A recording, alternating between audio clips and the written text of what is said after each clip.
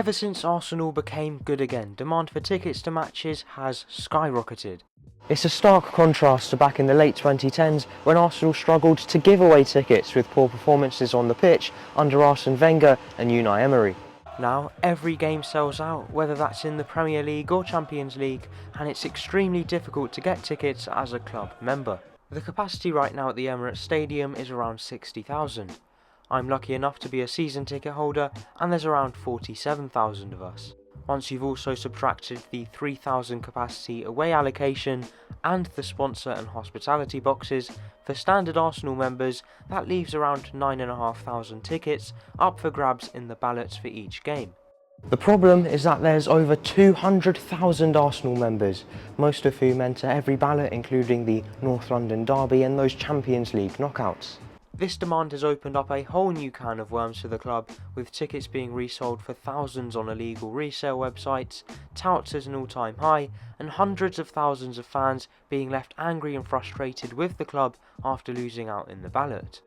So a potential expansion of the Emirates Stadium is currently being discussed, which would see the capacity move from around 60,000 to 80,000, making it one of England's largest stadiums.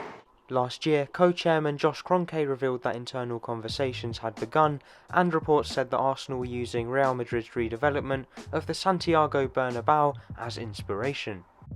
Then, back in May this year, more reports came out suggesting Arsenal were aiming for a 2028 completion date, although with no construction firm appointed yet or any concrete plans being released, this does feel quite early, and I can see any potential work taking much longer. The man behind Everton's new Hill Dickinson Stadium, architect Daniel Meese, recently said in an interview with TBR Football that he would love to talk to Arsenal about helping them out with the stadium expansion. There's clearly demand for it, and there's also clearly people out there willing to help. It wouldn't just allow more fans to attend games, but would also see the club's revenue increase by selling more tickets, programmes, food and drink. In terms of where this expansion would go, well, some have said that the only way is up, with another tier of seats being needed on top of the ground rather than expanding outwards, which could cost upwards of £500 million. Another challenge is that the local transport that serves the stadium may not be able to cope with an extra 20,000 people, so this would also need expansion.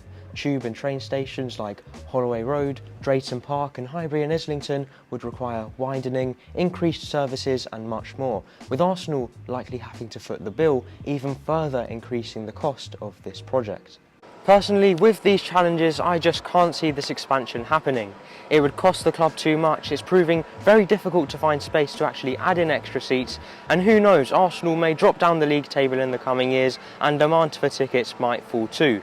The growth and progress of the club has happened so quickly over the past few years, and so as much as I don't want it to happen, it's possible that we could also fall back down just as fast. Thank you for watching this video. Before we end, I'd just like to give a big shout out to Hello Tickets.